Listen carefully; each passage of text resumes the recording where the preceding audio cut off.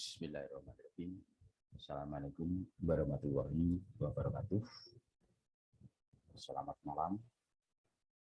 Jumpa kembali dengan saya Supriyono, sekarang dari Badan Pengembangan Sumber Daya Manusia Provinsi Jawa Tengah.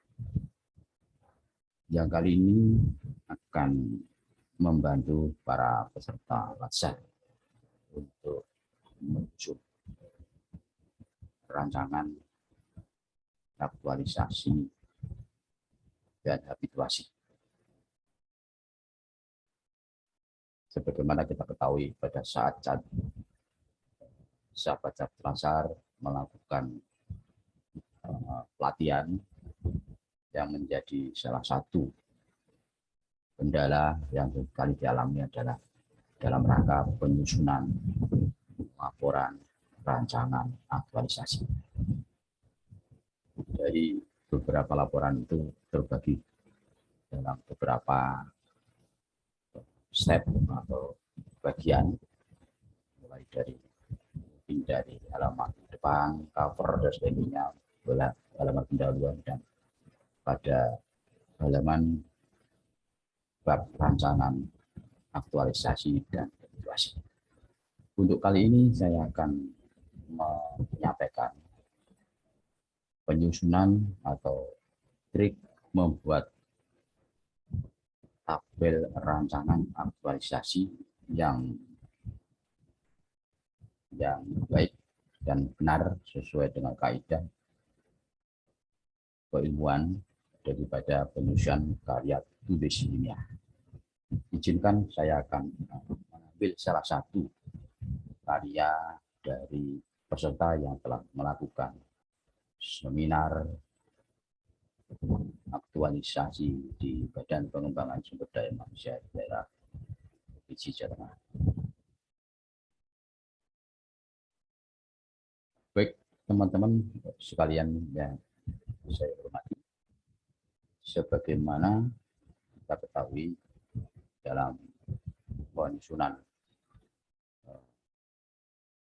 rancangan aktualisasi itu terbagi dalam beberapa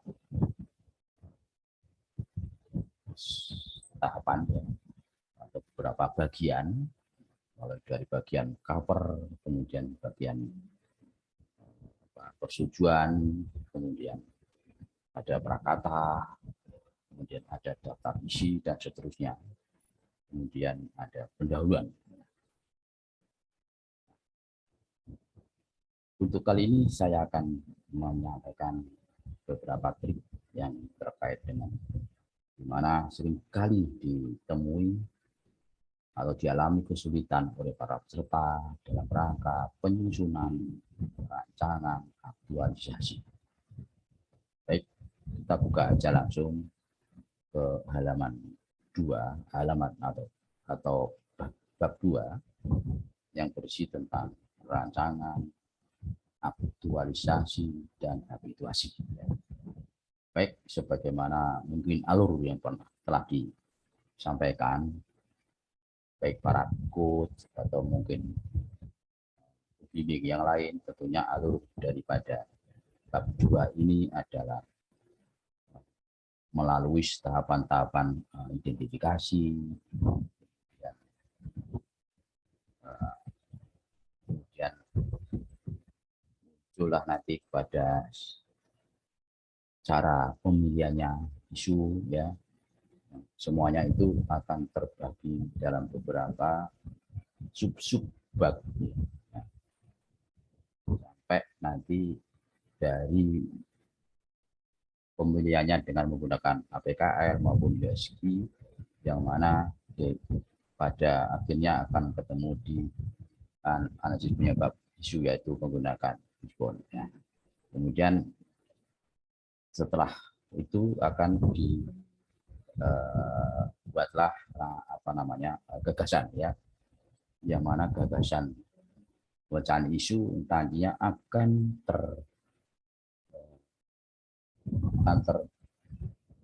terekam atau akan dimasukkan di dalam matrik rancangan aktualisasi dan habituasi, ya.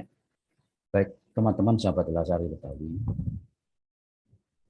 akan kita kupas sedikit ya terkait dengan trik bagaimana penyusunan ini ya. Mulai dari nomor ya, kemudian kegiatan, tahap kegiatan, output atau hasil, kemudian keterkaitan nilai, substansi mata pelatihan, kemudian kontribusi visi misi dan penguatan nilai organisasi. Baik teman-teman sahabat Lasar ya, kami hormati dan kami banggakan sebagaimana terpampang di dalam tabel tersebut. Menurut hemat kami, adanya matrik atau mungkin kolom-kolom ini tentunya mempunyai makna atau mempunyai arti yang tersendiri atau mempunyai pola atau ketentuan-ketentuan yang tentunya berbeda antara satu kolom dengan kolom yang lain. Sebagai misal umpamanya ada kolom kegiatan, tentunya juga berbeda dengan tahapan kegiatan. Demikian pula terkait dengan output hasil, kemudian berkaitan dan seterusnya sampai penguatan itu tentunya punya aturan atau punya ketentuan yang lain. Nah, terus bagaimana kira-kira untuk menyusun supaya penguatan atau penulisan daripada rancangan ini sesuai dengan kaidah bahasa Indonesia yang baik dan benar. Ya. Baik teman-teman sahabat belajar. Jadi sebagaimana kita ketahui bahwa menurut teori ini dari teori matrik pada kali itu ya, setiap bagan atau setiap kolom-kolom ini mempunyai aturan yang berbeda-beda, mempunyai tujuan yang berbeda-beda pula ya. Sebagaimana kita ketahui sebagai contoh di dalam tabel ini yang kita ketahui bahwa untuk mencetuskan kegiatan yang diambil dari gagasan kegiatan itu tentunya dari kegiatan itu akan terurai dalam suatu proses-proses ya. Dari kegiatan ini akan terurai menjadi proses-proses dan proses-proses itu sebenarnya ya merupakan tahapan itu sendiri, tahapan kegiatan. Jadi uraian daripada kegiatan itu merupakan tahapan kegiatan atau tahapan kegiatan ini merupakan prosesnya di sini. Jadi dapat disimpulkan kalau kita bicara tentang kegiatan, dari kegiatan ini masih sifatnya makro. Ya, sifatnya makro. Kemudian nanti akan terurai menjadi sub-sub kegiatan yang itulah namanya tahapan kegiatan. Atau bisa dikatakan tadi sebuah kegiatan akan berproses sampai prosesnya bersekian gitu, bisa nanti bisa 5 bisa 6 tergantung dari uraian proses itu sendiri. Satu misal ini kalau proses ini menjadi tahapan kegiatan ya. Nah, selanjutnya di tahapan kegiatan sendiri juga ada suatu proses-proses atau aktivitas-aktivitas yang mana aktivitas-aktivitas itu sendiri yang nantinya akan dikaitkan dengan mata pelatihan di kolom 5, yaitu terkait dengan ASN berakhlak. Jadi setiap aktivitas yang di dalam kegiatan, tahapan kegiatan itu akan bermuara dengan kaitan dengan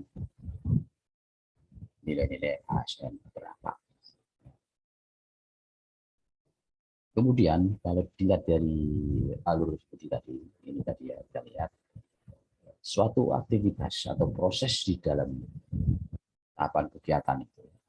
Sebagai contoh ini adalah melakukan konsultasi dengan mentor. Tentunya ada proses-proses atau ada aktivitas-aktivitas. Nah, aktivitas-aktivitas itulah sebenarnya yang bisa dikaitkan dengan substansi mata pelatihan terkait dengan ASN berakhlak. Mulai dari berorientasi pelayanan, kemudian akuntabel, kemudian kompeten, harmonis, loyal, adaptif, dan kolaboratif. Ya. Kemudian kembali sebelum saya lanjutkan, kembali dari mengapa kegiatan dan kegiatan itu harus berbeda dalam penulisan. Ya. Penulisannya harus berbeda sekali lagi. Karena mustahil penulisan ini di sini menggunakan ejaan yang sama. Karena kalau sama nanti pada tahapan-tahapan selanjutnya nanti akan berbau atau bisa sama dengan dengan kegiatan di atas. Ya. Sebagai contoh, ini adalah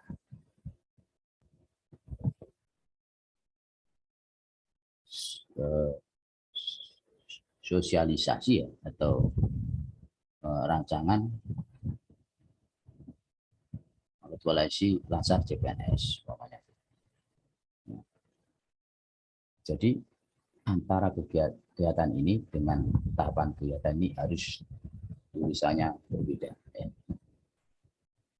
Nah, kalau di jalur tahapan kegiatan ini, karena ini merupakan kegiatan yang sudah aktif, sehingga pada umumnya atau lazimnya gunakan kata kerja atau kalimat atau kata kerja aktif, yaitu me atau ber. Ya. Di sini syaratnya adalah me atau ber. Ya. Bagaimana dengan kegiatan? Karena kegiatan ini masih makro, jadi belum bergerak lagi berarti. Itu harus menggunakan kalimat selain me dan ber. Ya. Sebagai contoh di atas sosialisasi tadi. Ya. Nah, ini kan masih nantinya akan terurai menjadi tahapan-tahapan. Nah, ini diawali dari melakukan konsultasi. Terus selanjutnya nanti mempersiapkan dan seterusnya. Jadi sini awalan, sehingga nanti tidak akan terjadi pendumbuan. Coba kita lihat selanjutnya, kira-kira seperti apa. Nah, ini melakukan semua ya, melakukan sosialisasi. Ya, seandainya di sana tadi di kegiatan tadi digunakan melakukan sosialisasi, tentunya akan jumlah ya, atau sama lah. Ya. Kalau bahasanya sama persis ya.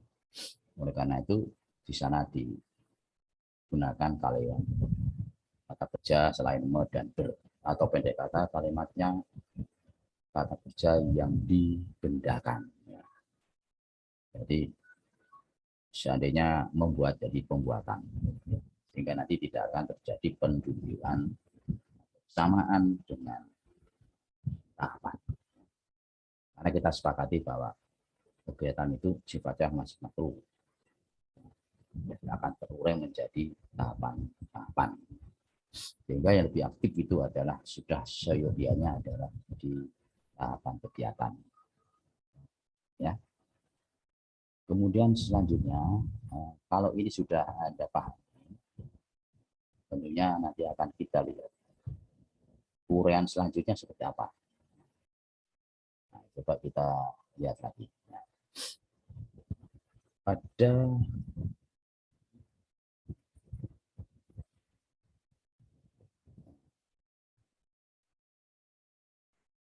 pada kelihatan di layar ya, kegiatan itu kegiatan besarnya ada outputnya. Nah, outputnya seperti tadi sosialisasi, berarti nanti terlaksananya sosialisasi. Nah, outputnya. Kemudian keterkaitan dengan substansi mata pelatihan di sini dikaitkan dengan materi agenda 3 ya. Agenda 3 yang meliputi manajemen AS dan smart management ya. Jadi keterkaitannya dikaitkan dengan mata pelatihan agenda 3 smart ASN dan manajemen ASN. Kemudian bagaimana untuk membuat keterkaitan dengan visi dan misi. Caranya adalah dengan mengambil bagian daripada output besar tadi, kemudian copy paste di kolom 6, kemudian dilanjutkan dengan kalimat atau kata-kata berkontribusi terhadap visi dan misi organisasi. Tentunya visi dan misi yang ada di organisasi masing-masing. Dan untuk misi sebaiknya diambilkan dari misi yang terkait saja. Jika tidak terlalu banyak tulisan mewarnai di dalam kolom. Kemudian untuk mengisi di kolom berikutnya di penguatan nilai organisasi, kita ambil lagi output tadi, copy paste, ditaruh di kolom 7, menguatkan nilai organisasi yang terkait saja. Nah, jadi yang terkait saja. Seandainya organisasinya ada 10 kata-kata gitu ya. Ambil aja salah satu atau salah dua saja yang terkait langsung dengan kegiatan sosialisasi tadi. Nah, itu untuk bagaimana pembuatan daripada penulisan atau pengisian dari kolom ini. Dan saya akan melanjutkan kembali. Kemudian untuk agenda 2 itu nanti dikaitkan dengan tahapan. Bagaimana tidak sudah saya sampaikan, untuk tahapan itu kan ada suatu proses atau aktivitas. Nah, aktivitas itulah yang akhirnya dimasukkan atau diproyeksikan dengan keterkaitan substansi mata pelatihan agenda 2. Sehingga penulisannya akan lebih mewarnai ini terkait dengan diri atau masing-masing peserta. Jadi contohnya saya melakukan kegiatan menyusun rancangan ini dengan penuh tanggung jawab. Di situ akan nanti kita nilainya dari mana. Dari mana termasuk nilai apa. Ya, di situ nanti kata kuncinya. Nah, setelah itu ketemu kata kuncinya, barulah di situ dimaknai atau diberikan kata tanda kurung buka berorientasi pelayanan atau mungkin anggota terlibat. Kemudian kurung tutup. Selanjutnya kita lihat lagi aktivitas tadi apa saja. Ditulis lagi di sini. Kemudian dikaitkan dengan substansi mata pelatihan. Sehingga ada beberapa, mungkin lebih dari 2 ya, terkait dengan aktivitas yang kita akan. Sehingga akan mewarnai daripada keterkaitan itu dengan tahapan, yaitu prosesnya atau aktivitas tersebut. Kemudian kita lanjutkan. Dari aktivitas atau proses yang ada di dalam tahapan tadi tentunya akan berakhir. Proses itu mungkin mulai dari awal atau dari mulai perencanaan, kemudian aktivitasnya, kemudian sampai berakhir akan terjadi transaksi tentunya. Transaksi itu berupa hasil konsultasi atau surat pernyataan dan sebagainya. Yang itu nantinya akan menjadi salah satu unsur bukti fisik yang harus ditunjukkan kepada narasumber atau pada waktu pemilihan. Jadi realnya harus ada. Sehingga outputnya terkait dengan melakukan konsultasi, itu berarti ada surat persetujuan atau lembar konsultasi yang ditandatangani oleh mentor atau unit pimpinan unit kerjanya dan seterusnya. Itu nanti jadikan bukti fisik di dalam laporan akhir pada nantinya. Nah, kemudian setelah itu menginjak di kegiatan tahapan kegiatan selanjutnya. Demikian seterusnya. Alur pembuatan, alur penyusunan laporan kegiatan baik rancangan maupun pada saat laporan akhir aktualisasi dengan memperhatikan kaidah-kaidah yang saya sampaikan di atas. Dengan demikian pada saat melakukan penyusunan tidak akan mengalami kendala. Satu lagi teman-teman sahabat Nasan, itu output atau hasil itu tentunya sebagaimana saya sampaikan tadi bisa sebuah produk ya, produk surat keterangan atau surat pernyataan atau lembar konsultasi. Boleh nanti dilengkapi dengan foto.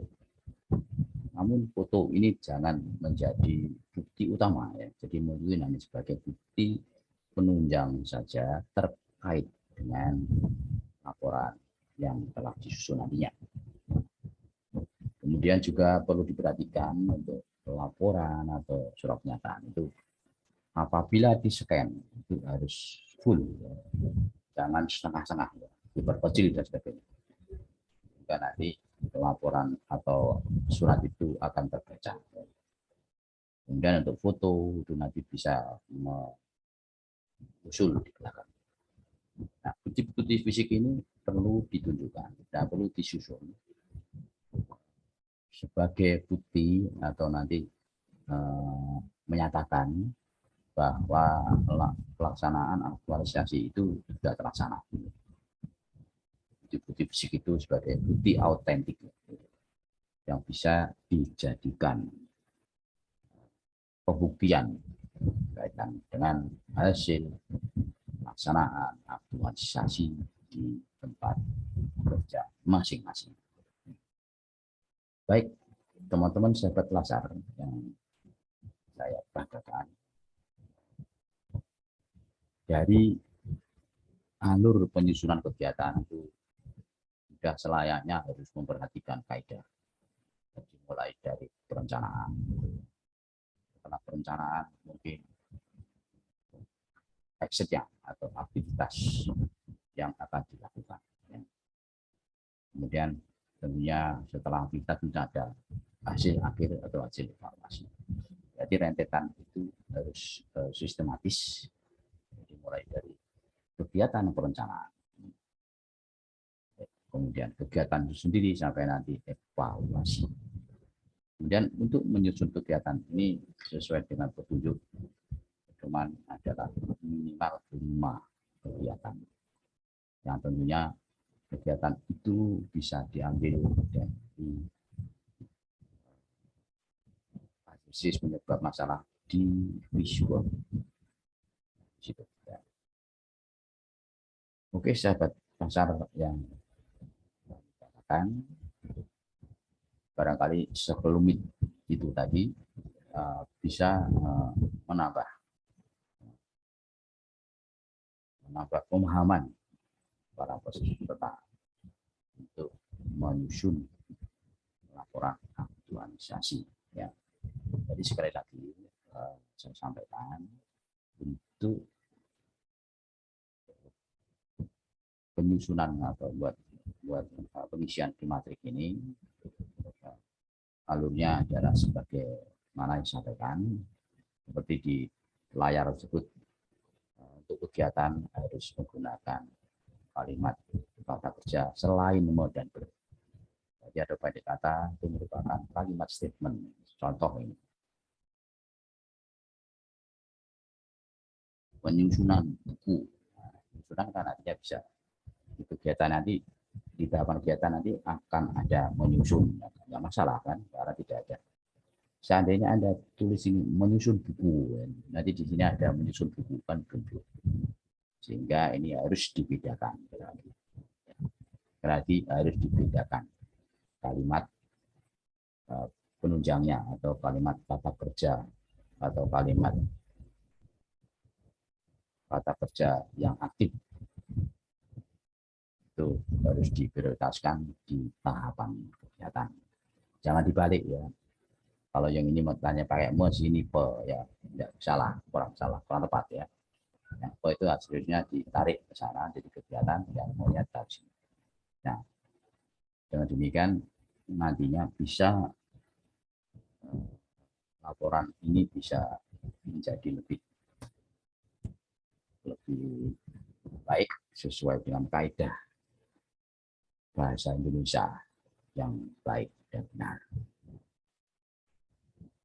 Ini sebagai contoh ini hanya 5 kegiatan saja yang mereka tampilkan. Tapi sebenarnya kalau mau ya tentunya ada lebih dari 5. Bisa 6, bisa 7, bisa bahkan bisa 10, bisa saja. Yang penting prosesnya itu tadi dari perencanaan, kemudian aktivitasnya itu sendiri sampai di akhir atau ujungnya adalah ada semacam evaluasi terkait kegiatan aktualisasi dalam rangka memecahkan permasalahan atau isu yang telah disusun. Oke, sahabat besar yang kami hormati, barangkali cukup saja di sini informasi atau keterangan atau trik atau tip untuk menyusun rancangan aktualisasi dan nanti sekaligus untuk membuat laporan aktualisasi pada akhir pelaksanaan aktualisasi yang akan Anda lakukan menjelang berakhirnya program pelatihan dasar calon petugas sipil. Tetap semangat, dapat dasar, dan sampai di sini mungkin yang bisa sampaikan. Pada waktu-waktu atau kesempatan lain akan kita bahas topik-topik yang lain dengan tujuan adalah untuk demi sempurnanya laporan aktualisasi yang Anda susun. Sekian, terima kasih. Wabillahi taufiq wal hidayah. Wassalamualaikum warahmatullahi wabarakatuh.